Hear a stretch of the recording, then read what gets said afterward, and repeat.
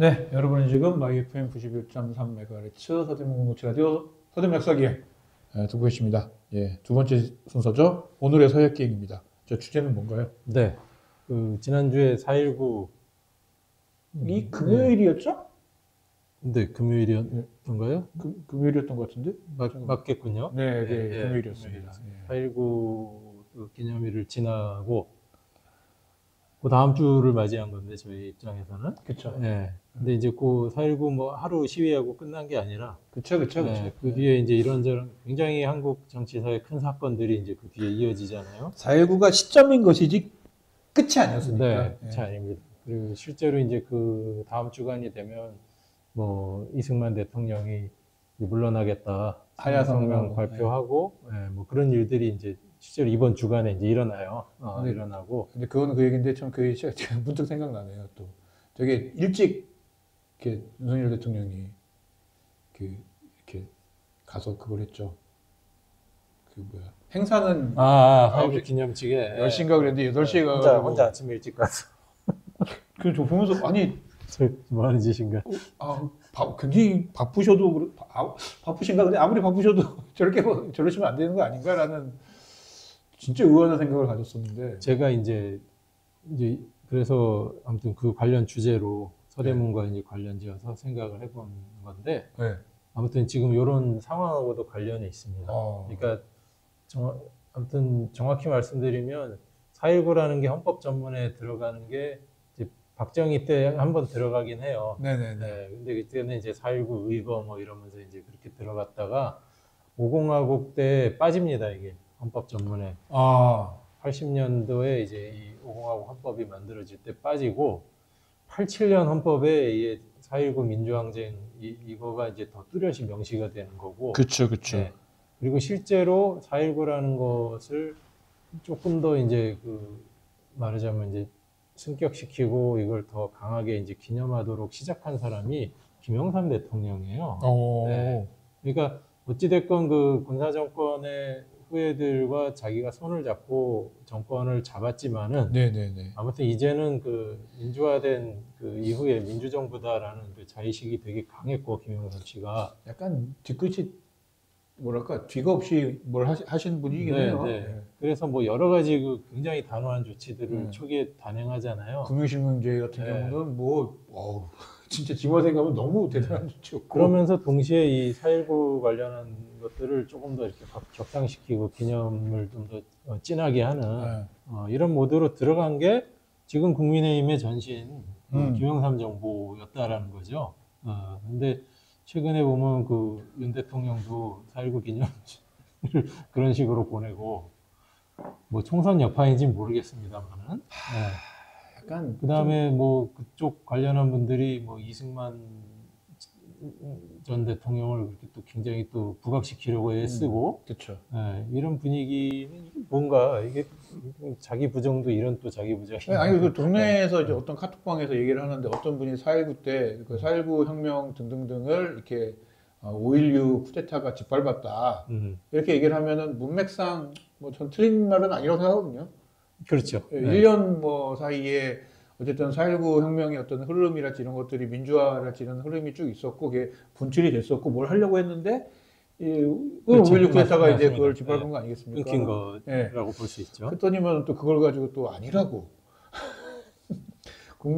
국민의힘의 정치인이 그걸 가지고 뿌득뿌득 이분은 이제 4.19 혁명을 다이렉트하게 이제 직접적으로 짓밟은 게 아니다 뭐 약간 이런 식의 논리인 것 같아요. 근데 문맥상 그게 그렇게 판단할 필요는 굳이 없지 않을까 싶은데 그 쿠데타의 명분이 그때의 4.19 이후를 혼란기로 규정하면서 그거를 수습하겠다는 거 아니었나요? 그렇죠. 그러니까 짓밟은 게 맞는데 또 아니라고 하니까 또 이분들의 관점은 도대체 뭘까 이게? 근데 자기들도 지금 그 전두환이나 뭐 이런 아무튼 그 군사 독재기의 저 리더들을 자기네 당의 저기로 계보라고 얘기 안 해요. 말 못하죠.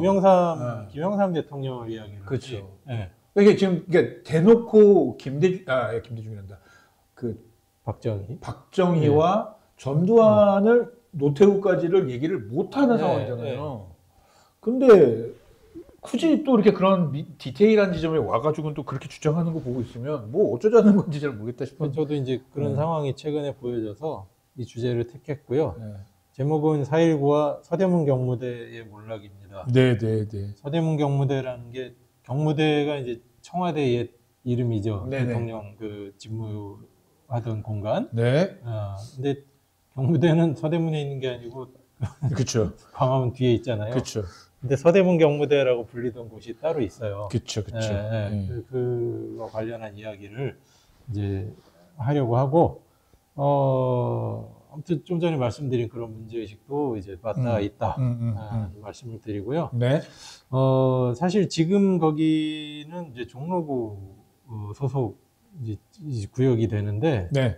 그 적십자병원에서 그 돈이문 터, 그러니까 강북 삼성병원 바로 아래, 앞에, 예. 거기까지로 올라가는 방향으로 적십자병원을 딱 지나자마자 바로 하나 건물이 큰 게 하나 등장하는 게 4.19 혁명 기념 도서관입니다.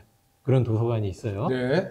거기가 원래 서대문 경무대라고 불렸던 이승만 정부 그 말기에 최고 실세 이기붕의 집터입니다. 거기가. 양자. 네.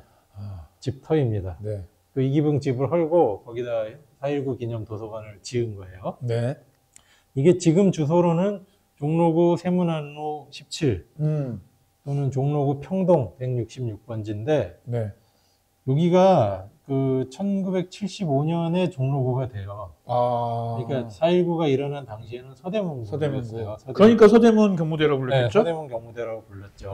네. 그러니까 이제 아무튼 이기붕의 집터였고 이기붕이 누리던 당시의 그 권세를 빗대서 서대문 경무대다 이렇게 불릴 정도로 이기붕의 그 위세가 대단했었다. 당시에 뭐 이기붕 아들을 생세하고 다니다가 뭐 사기치고 다니고 그랬다는 이기붕 아들이 아니었나? 이기붕 아들은 맞는데 예. 이기붕이 자기 큰 아들을 뭐 나중에 말씀드리겠지만 이승만의 양자로 입적시키잖아요. 예. 그 가짜 양자 행세를 하는 그러니까. 등장했었죠. 네. 아무튼 여기가 서대문구 구역이었고 네.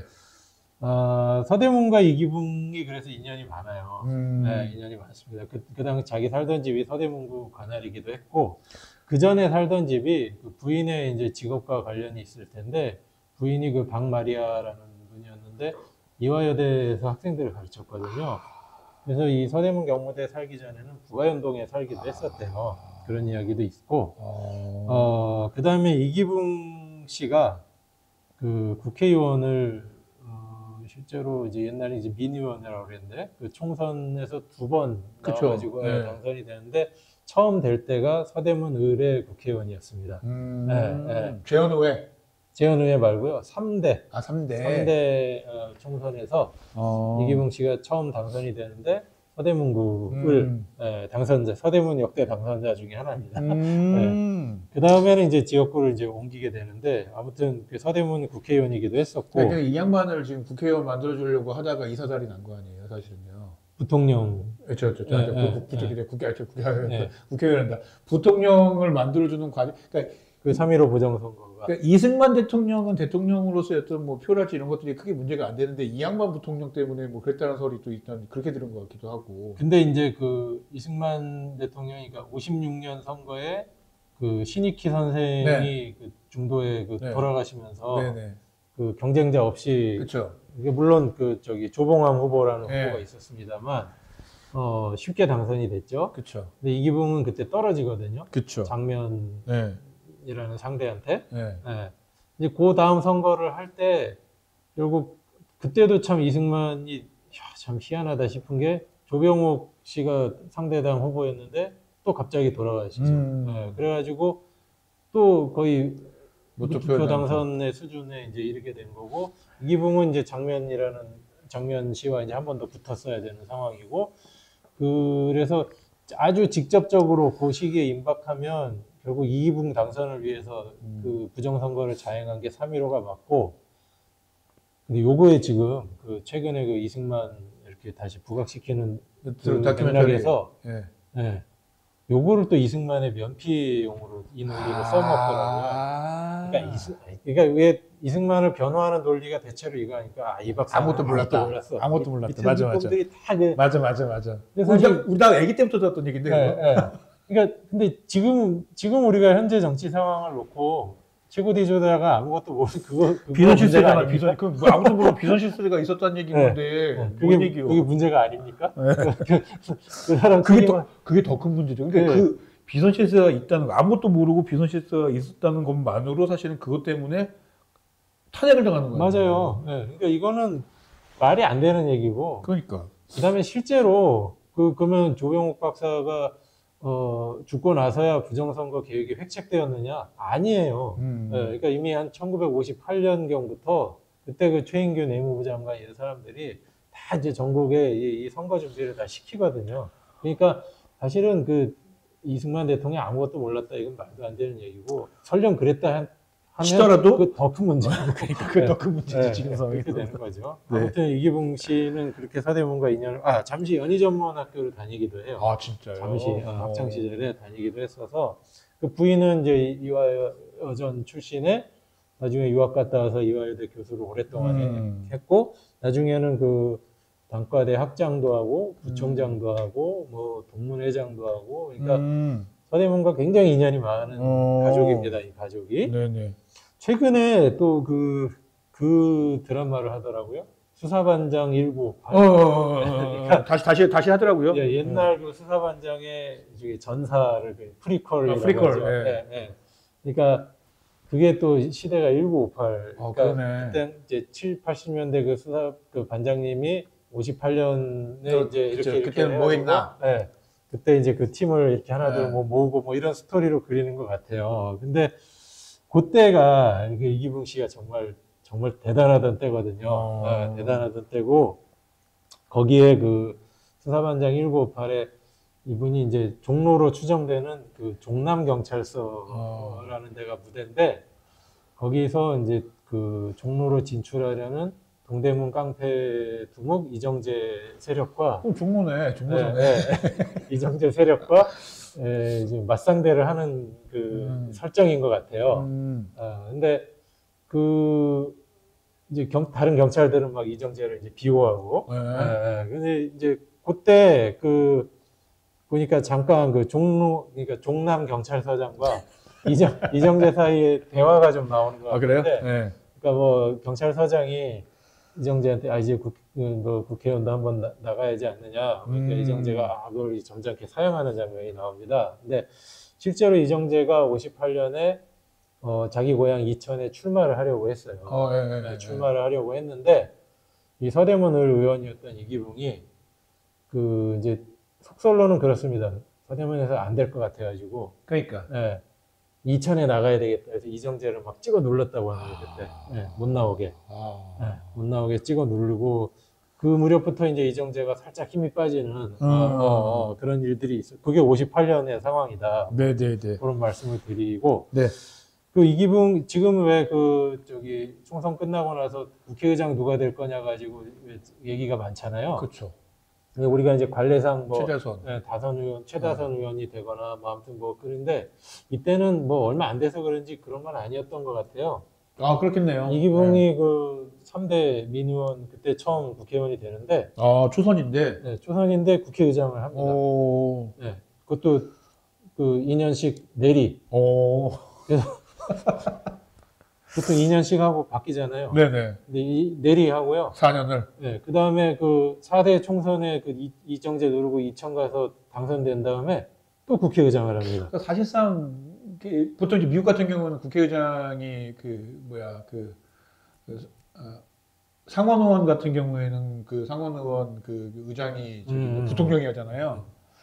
사실상 거의 뭐 부통령급이라고 생각한 거 아닌가 싶기도 하네요. 진짜. 부통령이 떨어졌기 때문에. 그러니까 56년 부통령 선거에서는 낙선을 했지만. 그러니까. 실질적으로는 국가 2인자였던 거죠. 실질적으로. 그래서 국회의장 노릇을 하고 있었고.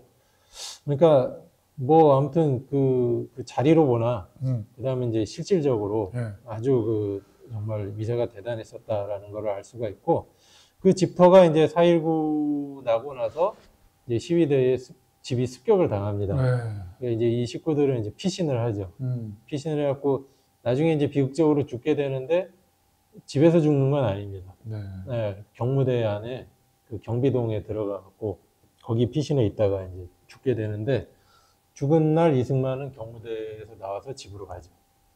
네, 그 새벽에 이제 죽게 되는 거고 그 전날 이제 하야 발표가 있었으니까 이제 절망에 이제 못 이겨서 결국 이제 그 가족이 그런 일이 벌어지는 거고 나중에 그 집을 4.19 혁명 희생자 유족회 사무실로 써요. 아, 예. 네, 쓰다가 나중에 이제 그 박정희가 집권한 후에 거기를 아무튼 국가 소유로 하고 그 혁명 희생자 유족 단체한테 그걸 쓰도록 해줘가지고 도서관으로 개관을 하는데 그러니까 이게 뭐 공립 도서관도 아니고 아, 그러네. 되게 애매하네요.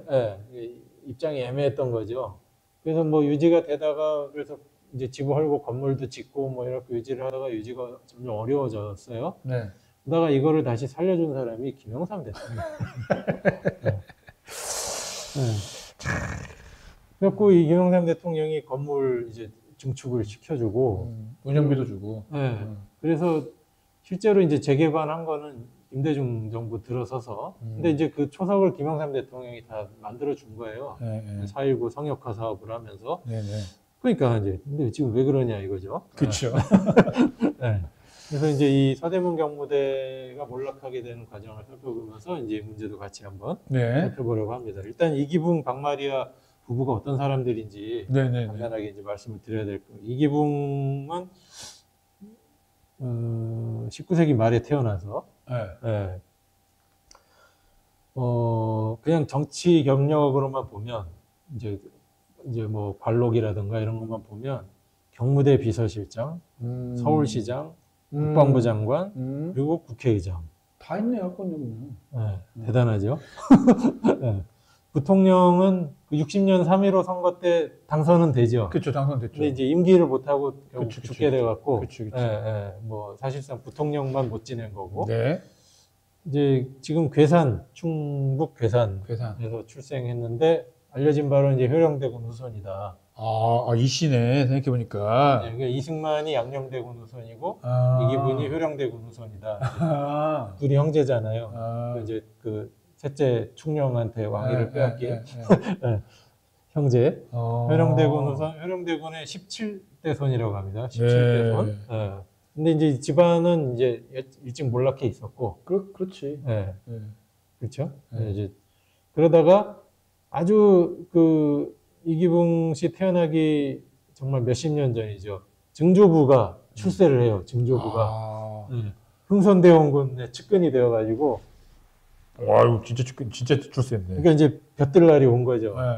이제 몰락한 그 종친 가문에 볕들날이 온 건데, 나중에 흥선대원군이 실각한 다음에 이 증조부도 이제 유배됐다가 이제 죽게 됩니다. 뭐 사약을 받았다는 얘기도 있고, 아무튼.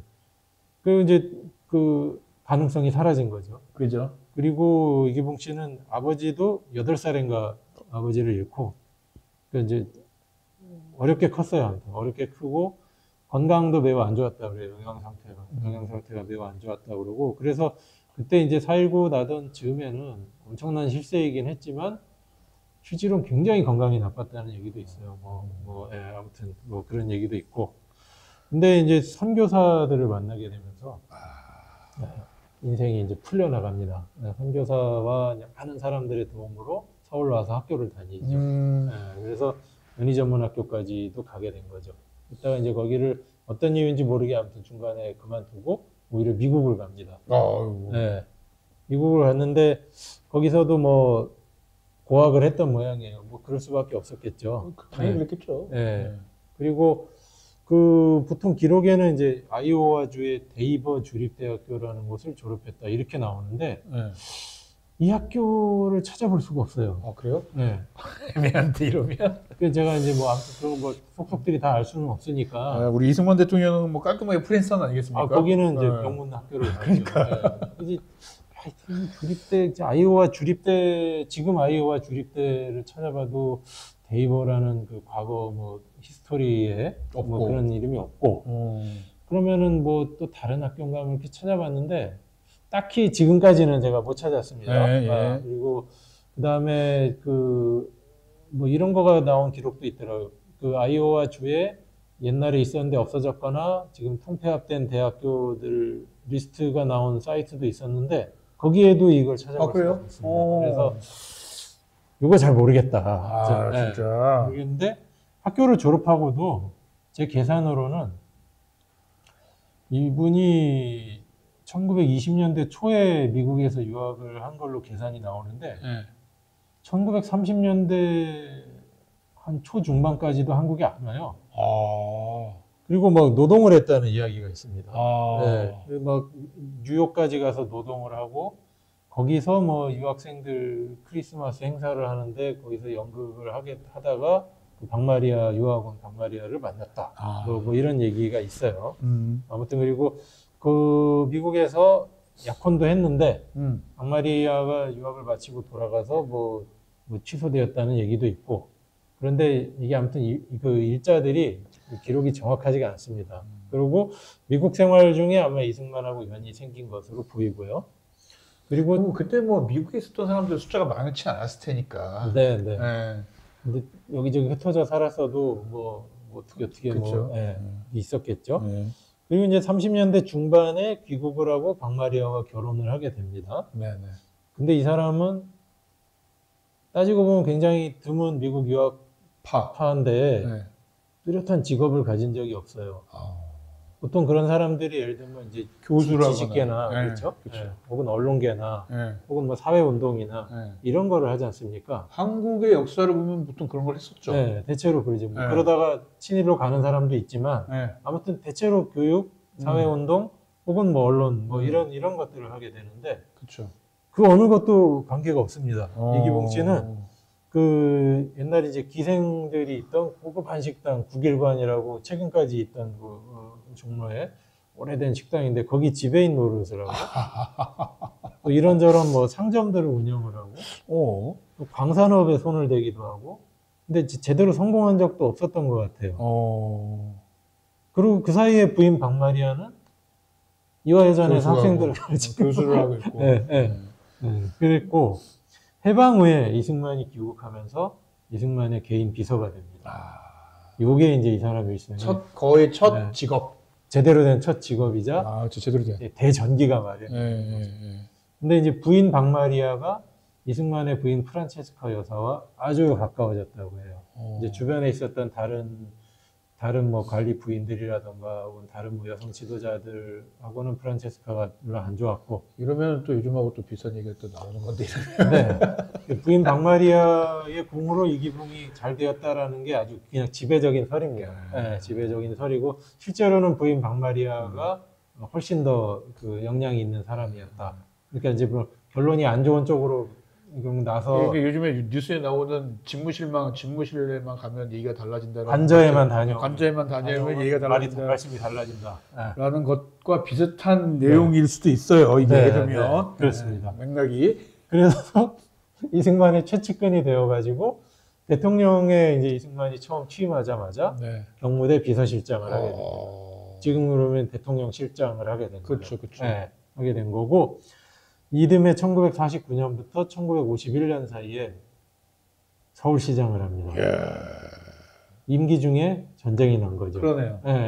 서울시장 임기 중에 한국 전쟁이 발발했고 그 부산에서 51년에 국방부 장관을 하게 됩니다.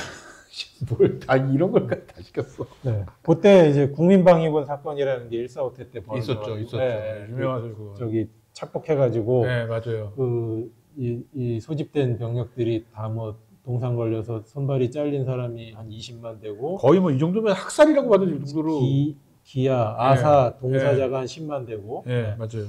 그 사건이 이제 이 대충 축소 은폐되니까 이제 여론이 안 좋아져서 국방부 장관이 이제 물러나게 되고, 그거를 그 후임으로 들어간 거예요. 그때 그래도 뭐 이게 결국 나중에 2000년대 들어서 과거사 뭐 이런 데서 제대로 다 저기가 되지만은 그때 이기붕 씨가 나름 또 수습을 하느라고 좀 애를 썼던 모양이에요. 그래가지고 이 사람의 그 안에서의 그 위상이 권력 집단 안에서의 위상이 상당히 올라갔다. 이제 이런 얘기가 일도 있고. 곧잘 하더라. 약간 네. 이런 식으로. 네. 박마리아도 강릉에서 태어났는데 역시 또 어릴 때 아버지를 잃고 할아버지 밑에서 자라요. 근데 이 어머니가 당시에 그 정춘수 목사라고 감리교계 유명한 목사가 있었는데 이 양반이 그 민족 대표 33인 중에 하나에서 나중에 말년에 이제 친일을 합니다. 근데 정춘수 목사 집에 가정부를 했대요. 정춘수 목사가 도와줘서 학교를 다닙니다. 네, 그래서 개성 호수돈 그 여고보를 다니고 이화여전을 졸업한 다음에 미국에 유학을 합니다. 이 박마리아는 명문학교를 갑니다. 밴더빌트 대학에. 밴더빌트는 유명하죠. 남부에 아주 굉장히 유명한 대학을 가서 거기서 석사학위까지. 이 기독교 학교고 밴더빌트는 굉장히 유명한 아주 유명한 학교죠. 학교죠. 이기붕은 아마 학부 졸업을 그냥 간신히 한 것 같은데 박마리아는 그때 석사학위를 하면 돌아오시면 다 교수님이 되는 거죠. 사실 제가 아는 어떤 교수님들은 한국에서 석사학위 받고 교수하신 분들도 좀 많았습니다. 그러니까 한 90년대까지는 그런 분들이 맞죠. 여러 있었죠. 네. 근데 이때였으면은 뭐 석사면 석사면 교수죠, 그냥. 네. 그리고 이제 아까 말씀드린 대로 미국 생활 중에 이제 이기붕 씨랑 뭐 알게 돼가지고 뭐 이렇게 아무튼 나중에 결혼까지 하게 되고요. 35년부터 이제 이화여전에서 강의를 하고 YWCA 활동을 하게 되면서 아무래도 이제 기독교 계열의 어떤 그거를 이렇게 쭉 가지고 가는. 그래서 그렇죠. 이기붕도 마찬가지로 이렇게 둘 다. 본인들의 신앙이 어땠는지 뭐 그건 모르고 아무튼 기독교계랑 연이 닿아서 유학도 갔다 오고 신교육도 받고 유학도 가고 굉장히 어려운 가정이었는데 사실은 본인들이 공부할 수 있는 길이 열린 거니까. 그렇죠. 네. 근데 이제 이 박마리아는 일제 말기가 되면 최근에도 이슈가 됐던 김환란, 모윤숙 이런 분들과 같이 조선임전보국단 활동을 하죠. 이제 정신대 가라고 막 독려하고 대동아 공영권 이런 거 얘기하고 하게 되죠. 그리고 이제 아까 말씀드린 것처럼 해방 후에 귀국한 프란체스카 이승만 대통령의 부인 프란체스카 여사의 호감을 사서 별다른 직업과 성취가 없었던 남편의 출세에 매우 큰 영향을 미쳤다.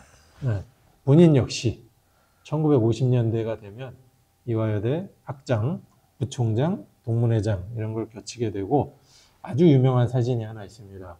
이게 뭐 설명이 여러 가지 버전의 설명이 있는데 아마 가장 정확한 것으로는 1951년 6월경 부산이었다. 부산에 이제 서울 수복은 50년 9월에 했어도 이제 정부는 이제 계속 부산에 한동안 있었으니까 이기붕이 아까 말씀드린 것처럼 국방장관에 취임하고 나서 그 집으로 미국 대사, 고위 장성 이런 사람들을 초대했어요. 초대해가지고 이렇게 서로들 둘러앉아서 그 사이에 박마리아가 앉아있고 바로 그 응접실로 보이는 곳에 이제 이렇게 앉아있고 심지어 그 미군들은 그냥 구두와 군화를 그대로 신고 있습니다.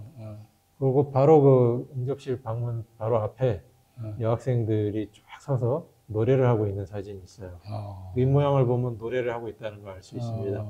이게 이화여대 학생들을 불러다가 노래를 시킨 사진이죠. 그 사진이 있어요. 그게 뭐 이렇게 검색해 보시면 나옵니다. 아무튼 그게 이제 그걸 주도한 인물이 박마리아라는 것이고 서대문 경무대가 어느 정도 위세가 있었느냐 오늘은 그 말씀까지 드리고 맺어야 될 것 같은데 1950년대 중반부터 아예 신문에 서대문 경무대를 표현했죠. 그 정도면은 뭐 이게 이제 그 옛날에 김두한 다룬 그 뭐 야인시대 이정재, 김두한이 격돌하게 되는 그 장면이 하나 나오는데 그게 뭐냐면 55년 7월에 자유당 창당 동지회라는 그 이제 모임이 발족하는 그 행사장에 이정재 씨가 이제 난입해가지고 백색 테러라고 둘이 한번 붙을 뻔한 그런 이제 사건인데 그게 이제 자유당 내 이기붕 반대파예요. 그러니까 이기붕으로 인해서 축출된 이제 다른 세력들과 김두한 등을 이렇게 위시한 이 이기붕 반대파가 모여가지고 더 이상 이대로 자유당이 돌아가면 안 된다. 뭐 이런 걸 이제 성명서를 발표하고 이런 사건인데 그 성명문 내용 중에 세상에서는 이기붕 씨 사절을 서대문 경무대라고 별칭하고 고관 현직으로부터 미관 말직에 이르기까지 서대문에 사후하여 이렇게 이제 눈치를 살펴서 선결을 구하는 형편이며 굴지하는 실업가는 물론 시정의 중소상공업자들까지도 서대문 출입이 없이는 금융이 전혀 불가능한 현상이라고까지 한다. 네. 선결제를 받아야 돼. 네. 그래서 이제 이기붕 자택을 이 이후로 서대문 경무대라고 살짝 이제 비꼬면서 그 쓰는 기사들이 이후에 계속 나오는 거예요. 예전에 김영삼 대통령 아들을 소통령이라고 소통령이라고 뭐 여러 가지 그 표현들 있잖아요. 있었죠. 그렇죠. 그러니까 그런 거랑 비슷한 거죠. 특히 인사와 관련해서 이 서대문 경무대의 그 위세를 언급하는 기사들이 상당히 많은데 1956년 부통령 선거에서 떨어지잖아요, 이기붕 씨가. 그렇죠, 그렇죠. 떨어졌음에도 불구하고 선거 직후에 어떤 기사가 나오냐면 서대문 경무대에는 만송이 이제 이기붕의 호입니다. 네. 만송의 부통령 낙선과 더불어 방문 계획이 없나 다름없이 적막하더니만은 뭐 누구 등 만송의 충신들의 입각을 계기로 다시 문전 성시라고 한다. 네? 부통령의 낙선을 했다 할지라도 장관을 뗐다 붙였다 하는 힘에 있어서 부통령에 당선되었던 어떤 인사보다도 강하다. 대한민국 건국 이래 이 대통령을 제외하고 만성만큼 세도하는 분은 전무후절일 듯하다. 사실 이 정도면 이거야말로 좀 비선 실세인데 이게 이것도 정말 사실. 그렇죠. 그러니까 없잖아요 지금. 없잖아요. 그러니까 56년도 58년 국회의원일 뿐이에요. 국회의원이기도 했나요 이때는? 네, 국회의원이죠. 네. 그 국회의원이 그냥 그런 걸 다 했다는 것 자체가 사실은 네. 이거 말이 안 되는 건데. 그다음에 이제 바로 그 다음 달에 한간에는 서대문 경무대 충견적 정상배들이 아니면 충견적. 은행의 주도권을 질 수 있는 대주주가 될 수 없다라는 것이 거의 정설이다. 뭐 이런 얘기 나오고 이게 대단했다는 거죠. 그러니까 여기가 이제 결국은 여기를 거쳐야 뭐 한 자리를 할 수 있다. 이거였던 거고. 소위 말하는 뭐 십상시 뭐 네. 이런 것들처럼 되는. 네. 네. 그걸 그대로 뒀다면 이승만 대통령은 정말 그 자리에 더 있었으면 안 되는 상황인 거죠. 그죠? 네. 네. 사실상 그 상황을 그대로 두었다는 것 자체부터가 사실은 뭔가 좀 이렇게 그렇죠. 문제가 있는 거죠, 이거. 그렇죠. 이때가 56년인데 네. 4년 후에 물러나는 거잖아요. 그렇죠. 무려 최소 4년을 이렇게 지냈다는 얘기니까. 그러네. 그리고 그 56년의 9월에 장면 부통령이 취임 한 달 만에 그 민주당 전당대회에서 그 총을 맞는 사건이 벌어져요. 근데 이것도 이제 막 이렇게 나중에 이제 사실이 밝혀지는 건 이기붕의 지시. 이기붕이 서울시장, 내무장관, 그다음에 경찰 치안국장 이런 경로를 통해서 이제 그 하명이 돼가지고 결국 그 장면 부통령을 피격하는. 그러니까 이렇게 할 거면은 그냥 부통령도 런닝메이트로 하지 뭘 이렇게 따로 뽑게 해가지고. 그리고 그 절정이 큰아들 이강섭을 이승만의 양자로 입적시키는 거였죠. 그쵸. 이게 57년의 일인데 두 형제가 있었는데 큰아들을 넣었습니다. 근데 이게 보세요. 우리가 옛날 우리 조상 10몇 대 조상들이 형제였으니까. 그렇죠. 근데 이제 그렇게 할 수 있습니다. 할 수 있는데 그러니까 이제 그냥 그 유교 문화권에서 그렇게 할 수 있는데 학렬은 맞춰요. 그렇죠. 보통 그렇죠. 네. 그래서 이기붕이 효령대군의 17대 손인데 이승만은 양녕대군의 15대 손이에요. 그러니까 참 이기붕이 손잡벌인 거예요. 그러면은 아들을 아버지 뻘로에다 때려는 거 아니야, 그러면은? 그렇죠. 그러니까 이게 아들이 아버지가 된 거네. 그러니까 사실은 이게 유교 문화의 그 문중 규칙상 이런 일은 있을 수가 없습니다. 그러니까 자기 아들을 아버지로 집어넣는데. 네. 그러니까 이분들이 다 뭐 기독교랑 연이 있어서 우리 뭐 그런 거 몰라 이랬을지는 모르겠는데 그러면 양자는 왜 넣습니까? 그렇다고 하기엔 너무 프린스 리 이래가지고 그러니까 자기들이 그런 그 족보를 따져가지고 양자로 넣은 건데 정말 뭐 유교 문화와 상관이 없었다고 말을 할 수도 없고 근데 유교 문화와 상관이 있었다고 하기엔 너무 어이가 없는 처사였다는 것이고 오늘 여기까지 해야 될 것 같습니다. 그렇습니다. 다음에는 이제 3.15 부정선거와 서대문 경무대가 이제 몰락하는 그 과정에 대해서 말씀을 드리도록 할게요. 네, 인사드리도록 하겠습니다. 지금까지 황원이었고요. 네, 박정수였습니다. 감사합니다.